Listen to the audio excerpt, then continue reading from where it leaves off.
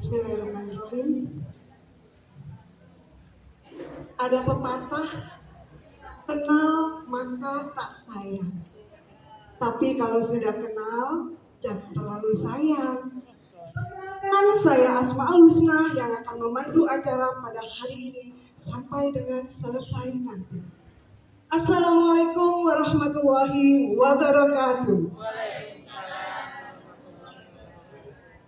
Selamat pagi dan salam sejahtera untuk kita semua. Yang terhormat, Kasat Binmas Polrestabes Surabaya, Ibu Diana Suci Listiawati SIK, yang kami hormati, dan Ramil Gayungan atau Jabangan atau yang mewakili, yang kami hormati, Kapolsek Jabangan, Bapak Budianto, yang kami hormati, Camat Jabangan, Bapak Ahmad Yando Wifako, SAP MAP, yang kami hormati, Lurah Kebonsari, Ibu Atiun Najah Indira SAP, Ketua LPNK Kebonsari, Ketua RW 1, Ketua RW 2, dan Ketua RW 3 Kebonsari, Ketua RT Sekelurahan Kebonsari atau yang mewakili, Ketua Tim Penggerak PKK Kelurahan Kebonsari, dan juga kader Surabaya Hebat Kelurahan Kebonsari. Dengan tidak mengurangi rasa hormat kami yang tidak bisa saya sebutkan satu persatu.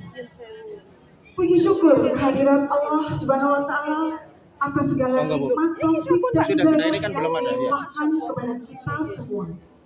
Shalawat serta salam semoga selalu tercurahkan kepada junjungan kita Nabi Muhammad SAW beserta para keluarga dan sahabatnya. Hadirin yang kami hormati, adalah sebuah kebanggaan yang tiada terkira pada kesempatan hari ini. Kita warga Kebonsari mendapat kesempatan untuk Jumat Curhat bersama Polrestabes Surabaya. Selanjutnya pembacaan doa yang akan dipimpin oleh Bapak Abdul Rahman. Kepada Bapak Abdul Rahman, disilahkan. Assalamualaikum warahmatullahi wabarakatuh. Selamat siang dan salam sejahtera bagi kita semua. Bapak Ibu, marilah kita menundukkan kepala sejenak seraya berkonsentrasi memohon kepada Allah Subhanahu wa Ta'ala agar acara kita pada hari ini mendapatkan tambahan berkah dan apa yang kita niatkan diridhoi oleh Allah Subhanahu wa Ta'ala. Bagi yang beragama Islam mengikuti dengan amin, dan yang beragama lain menyesuaikan. A'udzubillahi minasyaitonirrajim. Bismillahirrahmanirrahim. Alhamdulillahirabbil alamin. Hamda syakirin, hamda na'imin, hamda yu'afi ni'amahu wa yu'afi mazidah. Ya Rabbana lakal hamdu kama yanbaghi li jalali wajhika wa adimi sultanik. Allahumma sholli ala sayyidina Muhammad wa ala ali sayyidina Muhammad.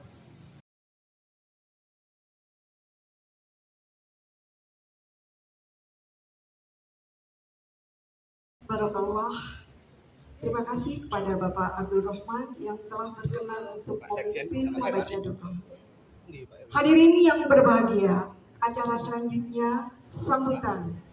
Yang pertama oleh Camat Jabangan kepada Bapak Ahmad Yando Wifako SAP MAP. Yang saya hormati seluruh hadirin yang hadir pada kegiatan Jumat Curhat Polrestabes Kota Surabaya di Kelurahan Kebonsari. Alhamdulillah, puji syukur kepada Allah Subhanahu wa Ta'ala, Tuhan Yang Maha Esa, kita semuanya bisa hadir dalam kesempatan yang bahagia ini dalam keadaan sehat diparingi rezeki lancar, paringi usia yang panjang dan barokah. Sesuai doanya Abah Imron tadi, Pak iya, Bapak Rohman tadi. Saya itu sampai ngomong, cak ini seragamnya Pak Rohman ini. Di PSM, KSH, bagian dungo, bayarannya gak siji toh Pak Iya, bayarannya ganda gitu. Jadi Bapak Ibu sekalian, matur nuwun sekali lagi saya ucapkan terima kasih kepada teman-teman Polrestabes Kota Surabaya di Kelurahan Kebonsari dijadikan lokasi atau jujukan kegiatan Jumat Curhat dalam rangka meningkatkan keamanan dan ketertiban di Kota Surabaya, wabil khusus di Kelurahan Kebonsari. Nanti monggo silakan bisa tanya-tanya ke bapak-bapak polisi yang ada di sini. Jangan tanya sudah punya istri atau belum, butuh mantu apa enggak. Monggo nanti silahkan panjenengan curhat mawon. Oh Pak, di tempat saya ini loh ada sering kemalingan. Kira-kira tipsnya apa? Ronda juga atau bagaimana? Karena ini Polrestabes Kota Surabaya ini sejalan dengan pemerintah Kota Surabaya yang punya program Kampung Pancasila, yang mana warganya peduli lingkungannya. Jangan nanti semua dipasrahkan, ya itu urusan polisi. Sing jogo kampungnya ya polisi. Kecuali kalau di kampungnya ada polisi memang. Tapi semuanya adalah tanggung jawab kita bersama. Nggak bisa dipasrahkan ke salah satu pihak, ke polisi saja, ke pemerintah kota saja. Tapi semua ini adalah bagian tanggung jawab kita bersama.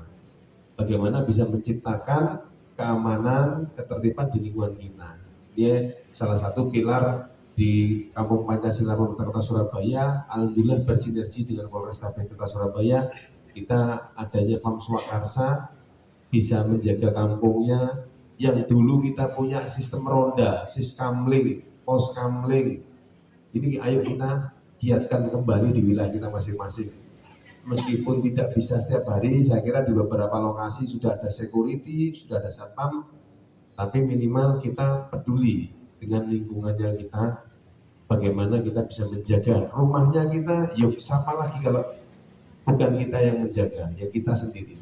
Sebab itu nanti dalam kesempatan ini, ayo sama-sama kita sharing, santai saja, monggo sambil nyemil juga boleh, monggo. Oh sudah habis ya? Sudah habis. Silakan monggo nanti kita diskusi bersama. Nah, mudah-mudahan kegiatan di Jumat berkah ini, ada Jumat Curhat, dan ini menjadikan barokah bagi kita semua. Saya kira itu dari saya.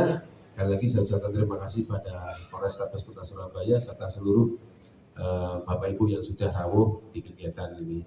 Saya akhiri, wabillahi taufiq wal hidayah. Assalamualaikum warahmatullahi wabarakatuh. Waalaikumsalam warahmatullahi wabarakatuh. Babin Kamtipmas Polrestabes Surabaya, kepada Bapak Fondra disilahkan.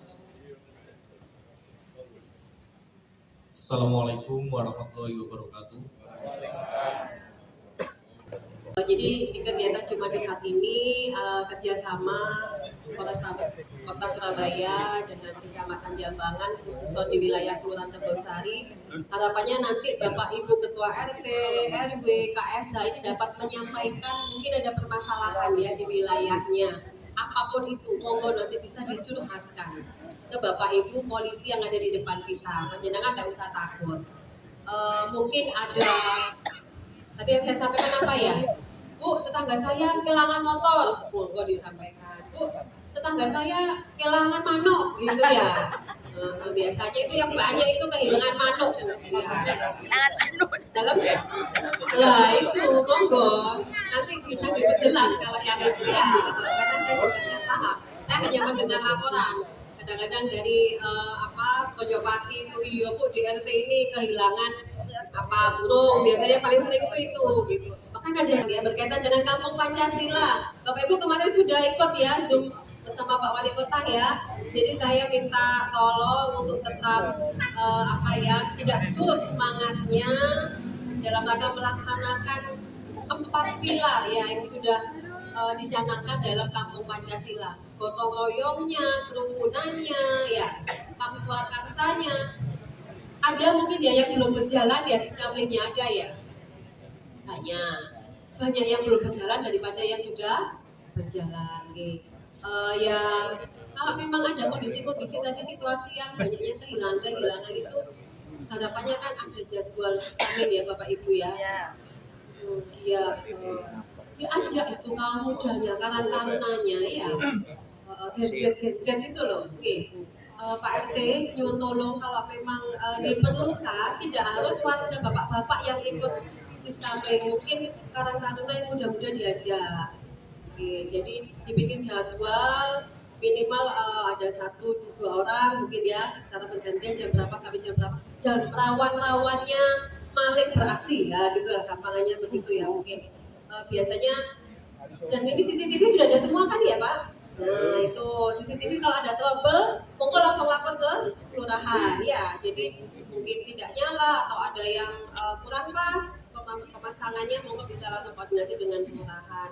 Semoga pelaksanaan Kampung Pancasila yang pengelolaan sampah ini Pak ya. Pak RT nanti Pak RW yang saya undang nanti jam 1 ya. Jadi kami mengundang dari sektor usaha untuk melakukan pengolahan sampah, turut berpartisipasi melakukan pengolahan sampah. Setiap Selasa Jumat kami kerja bakti Bu, kerja bakti di lingkungan kantor, panjenengan juga ya di lingkungan rumah masing-masing ya. Jadi sedini mungkin, ibu-ibu mungkin yang kalian di sini sudah semua ya pengolahan sampah, saya yakin sudah, sampah basah sampah keringnya sudah diolah, seperti di situ.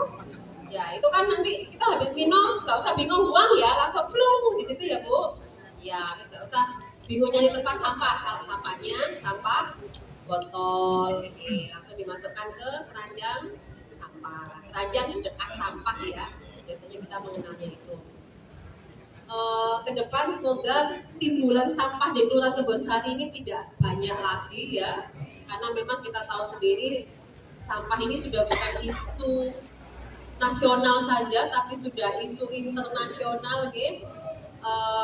Pengelolaan sampah ini memang butuh perhatian dari kita semua, dimulai dari kita yang terkecil yaitu keluarga. Saya sendiri pun di rumah kalau ada botol-botol ini saya siapkan karung ya, nanti kalau sudah banyak saya bawa ke kantor gitu. Jadi saya tuh sampai ditanya tetangga, "Lha iku lapo Bu kok bawain botol-botol?" Iya, saya bawa ke kantor, saya sedekahkan gitu ya, sedekah sampah. Jadi sampah itu sekarang bisa disedekahkan. Senyuman itu kan sedekah ya Bu. Nah itu sedekah yang paling gampang. Kecuali pas loro untu, lah itu angel memang untuk senyum, tidak apa-apa, masih dimaklumi. Jadi semoga konsistensi kita untuk pengolahan sampah ya Bu dapat terlaksana dari panjenengan, kemudian ke tetangga kanan kiri sampai ke 20 rumah ampuatnya jenengan. Nah itu satu edukasi, sampai ojo dibuang sembarangan ya. Buanglah sampah pada tempatnya. Tempatnya itu di mana? Tempatnya adalah sampah basah di mana, sampah kering di mana. Bukan semua sampah basah dan kering dibuang di tempat sampah depan rumah, bukan ya. Jadi sekarang motonya itu buanglah sampah pada tempatnya. Tapi tempatnya yang mana dulu ya? Sampah keringnya di bank sampah basahnya diolah menjadi kompos bisa, takakura bisa, biopori bisa, Nah itu bukan panjenengan ini sebagai penggerak-penggerak yang ada di wilayah kita bisa mengurangi timbulan sampah. Mungkin itu cukup dari saya. Saya kembalikan ke MC. Terima kasih. Wassalamualaikum warahmatullahi wabarakatuh. Assalamualaikum warahmatullahi wabarakatuh.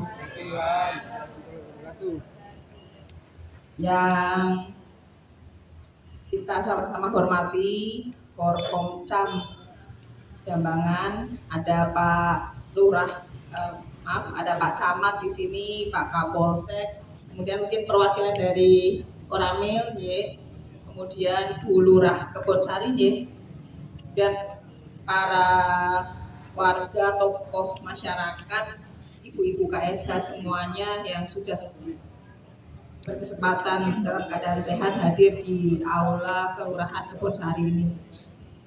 Tadi sebenarnya saya menyampaikan kepada rekan-rekan dari Binmas, nanti nggak ada formalitas atau gimana, saya pengen dengar aja tadi curhatannya Bapak Ibu sekalian. Udah dijelaskan ya tadi ya terkait dengan apa tindak pidana yang dilakukan oleh anak. Nah, tapi mungkin tadi sudah disampaikan oleh Pak Kapolsek. Mungkin saya sedikit menambahkan aja, kalau mungkin sudah disampaikan ya syukur, terkait dengan ada kitab undang-undang hukum pidana terbaru nomor 1 tahun 2023 Bapak Ibu sekalian. Jadi sekarang kita itu memahami usia di bawah umur yang bisa diproses secara pidana itu berbeda dengan undang-undang yang lama. Itu kan undang-undang yang lama itu kan tahun 46 ya, itu udah lama sekali. Dan sudah diperbarui tahun 2023 kemarin. Ternyata dalam undang-undang itu disebutkan bahwa anak usia 12 tahun itu sudah bisa diproses secara pidana. Nah itu artinya pengawasan kita berarti harusnya lebih ketat ya. Kalau dulu kan anak dianggap bisa mempertanggungjawabkan itu kan udah 17 tahun udah dapat KTP, tapi sekarang enggak.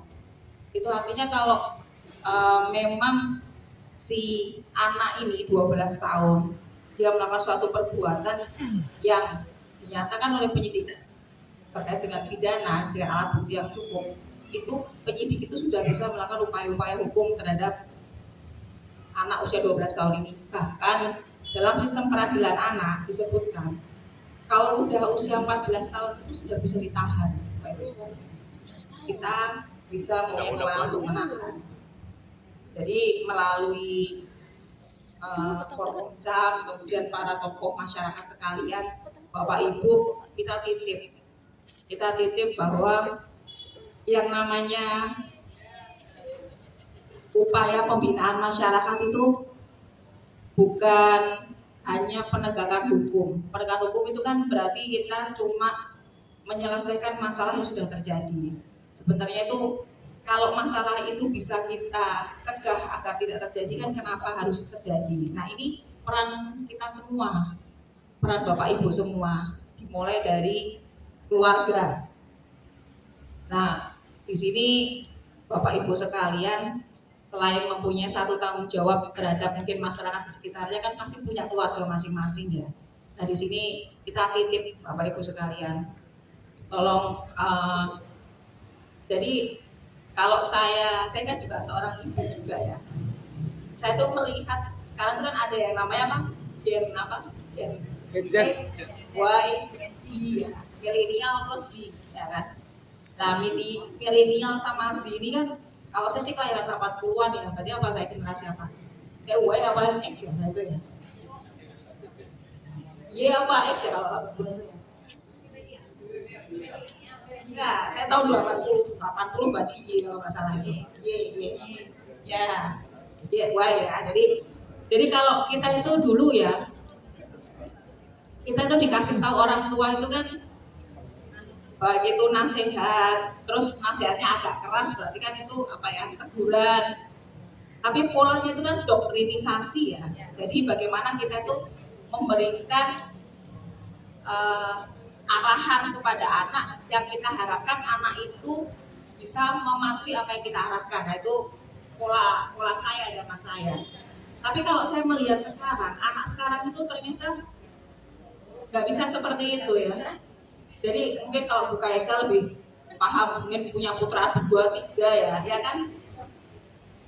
Anak saya kebetulan 2. Nah, jadi kalau yang saya rasakan, jadi kita tuh kayak harus nyari bridging gitu loh. Jadi nyari jembatan dari maksud kita ke mereka dan yang mereka mungkin pahami dari kita. Contohnya gini, kalau kita itu bilang sesuatu ini itu nggak bagus, versi kita ya, dari pandang kita itu nggak bagus. Nah anak ini menganggap itu hal yang bagus. Kita udah nggak bisa lagi kita mendoktrin dia, belum nggak bisa, itu nggak bagus, nggak bisa. Tapi caranya kita mencari jembatan bahwa yang dilihat anak kita dari sesuatu yang bagus ini kita jaga supaya intinya yang kita anggap nggak bagus karena mungkin nggak aman itu tidak terjadi. Jadi contohnya ya mungkin kalau anak-anak sekalian suka naik motor, kita kan bilang naik motor itu hati-hati, nggak bagus segala macam. Tapi dia bilang ya pada versinya dia mungkin dengan naik motor itu dia juga bisa berinteraksi dengan teman-temannya, atau dia mungkin ada kegiatan yang mereka juga bisa lakukan. Nah kita nyari bridgingnya. Jadi bridgingnya itu adalah arahkan mereka mungkin bisa naik motor dengan ketentuan sudah mendapatkan surat curhat. Kemudian pada waktu-waktu tertentu. Jadi lebih yang bridging itu adalah pengawasan kita lebih ketat ke anak tersebut. Jadi itu yang mungkin bisa sedikit saya sampaikan. Tapi ini penyampaian saya itu lebih nanti mungkin bisa ditanggapi oleh para bapak ibu sekalian. Dan namanya juga curhat.